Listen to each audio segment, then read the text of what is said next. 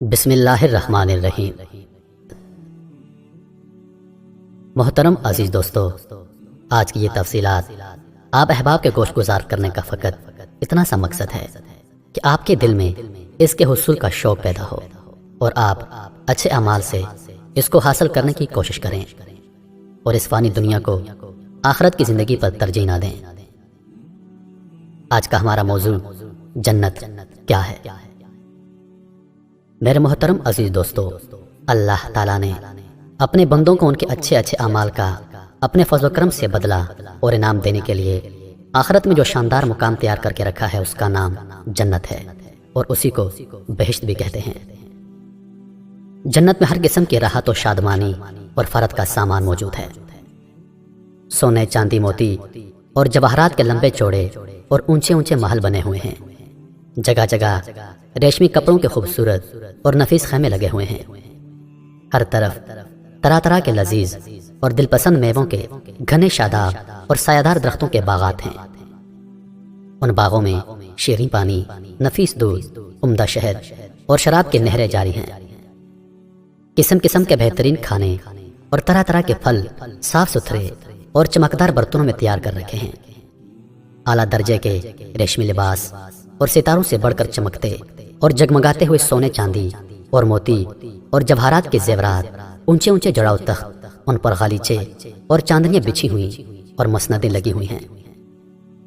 عیش و نشاط کے لیے دنیا کی عورتیں اور جنت کی حوریں ہیں جو بے انتہا حسین اور خوبصورت ہیں۔ خدمت کے لیے خوبصورت لڑکے چاروں طرف دست بستہ ہر طرف حاضر ہیں۔ الغر جنت میں ہر قسم کے بے شمار راحتیں اور نعمتیں تیار ہیں۔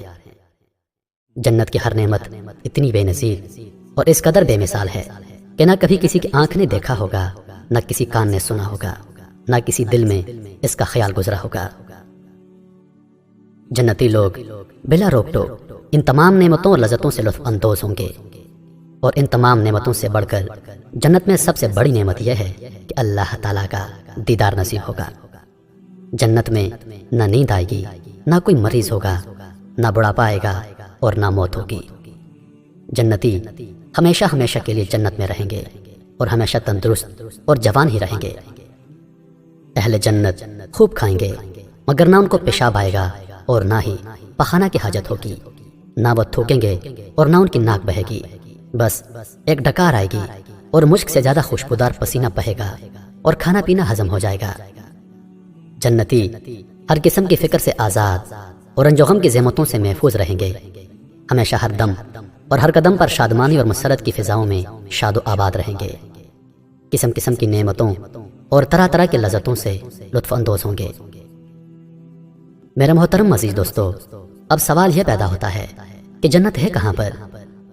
زیادہ صحیح قول یہ ہے کہ جنت ساتویں آسمان کے اوپر ہے، کیونکہ قرآن مجید میں ارشاد ہے، یعنی سدرۃ المنتہا کے پاس یہ جنت الماوی ہے۔ ایک اور حدیث میں آیا ہے کہ جنت کی چھت عرش پر ہے۔ جنت کی کتنی قسمیں ہیں؟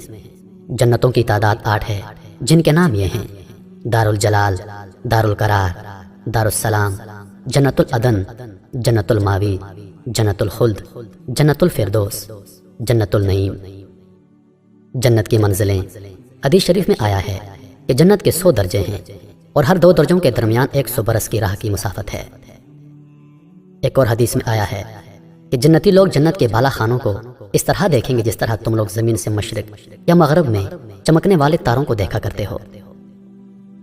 جنت کے پھاٹک حدیث شریف میں آیا ہے کہ جنت کے پھاٹک اتنے بڑے بڑے ہیں کہ اس کے دونوں بازوؤں کے درمیان 40 برس کا راستہ ہے، مگر جب جنتی لوگ داخل ہونے لگیں گے تو ان پھاٹکوں پر ہجوم کی کثرت سے تنگی محسوس ہونے لگے گی۔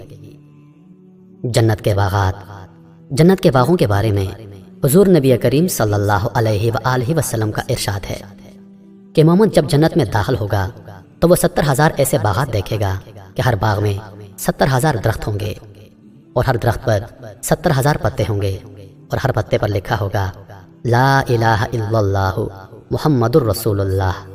ہر پتے کی چوڑائی مشرق سے مغرب تک کے برابر ہوگی۔ ایک روایت میں ہے کہ جنت کے تمام درختوں کے تنے سونے کے ہیں۔ جنت کی عمارتیں، جنت کی عمارتوں میں ایک اینٹ سونے کی اور ایک اینٹ چاندی کی ہے۔ اس کا گارا نہایت ہی خوشبودار مشک ہے، اور اس کی کنکریاں موتی اور یاقوت ہیں، اور اس کی دھول زعفران ہے۔ یہ بھی مروی ہے کہ بعض عمارتیں نور کی اور بعض یاقوت سرخ کی اور بعض زمرد کی ہیں۔ جنت کی نہریں اور حوض کوثر۔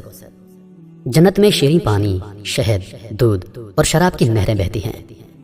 جب جنتی پانی کی نہر میں سے پئیں گے تو انہیں ایسی حیات ملے گی کہ پھر ان کو دوبارہ موت نہیں آئے گی، اور جب دودھ کی نہر میں سے دودھ پئیں گے تو ان کے بدن میں ایسی طاقت پیدا ہوگی کہ پھر کمزوری نہ ہوگی، اور جب شہد کی نہر میں سے پی لیں گے تو انہیں ایسی صحت اور تندرستی مل جائے گی کہ دوبارہ وہ بیمار نہ ہوں گے، اور جب شراب کی نہر میں سے پئیں گے تو انہیں ایسی خوشی کا سرور حاصل ہوگا کہ دوبارہ کبھی غمگین نہ ہوں گے۔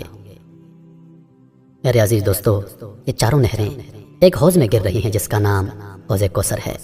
یہی حوض حضور اکرم صلی اللہ علیہ وآلہ وسلم کا وہ حوض کوثر ہے جو بھی جنت کے اندر ہے، لیکن قیامت کے دن میدان محشر میں لایا جائے گا، جہاں حضور اکرم صلی اللہ علیہ وآلہ وسلم اس حوض سے اپنی امت کو سیراب فرمائیں گے۔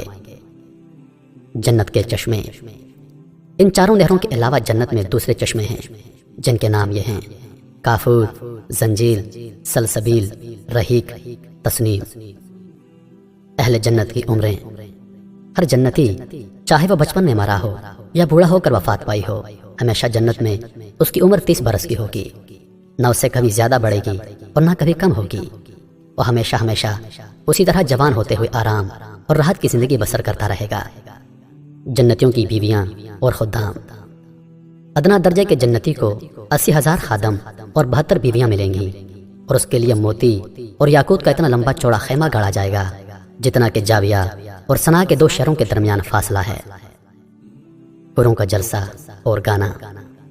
جنت میں حوروں کا جلسہ ہوگا جس میں حوریں اس مضمون کا گانا سنائیں گی کہ ہم ہمیشہ رہنے والیاں ہیں، تو ہم کبھی فنا نہ ہوں گے، ہم چین میں رہنے والیاں ہیں، ہم کبھی غمگین نہیں ہوں گے، ہم خوش رہنے والیاں ہیں تو ہم کبھی ناراض نہ ہوا کریں گی۔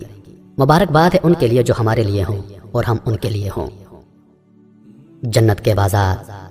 ہر جمعہ کے دن جنت میں ایک بازار لگا کرے گا، اس میں شمالی ہوا ہوگی جو جنتیوں کے چہروں اور کپڑوں پر لگے گی تو ان کے حسن و جمال میں نکھار پیدا ہوگا، وہ بہت زیادہ خوبصورت ہو جائیں گے، اور جب وہ بازار سے پلٹ کر اپنے گھر جائیں گے تو ان کے گھر والے کہیں گے کہ تم تو خدا کی قسم حسن و جمال میں بہت بڑھ گئے ہو، تو یہ لوگ کہیں گے ہمارے پیچھے تم لوگوں کا حسن و جمال بھی بہت بڑھ گیا ہے۔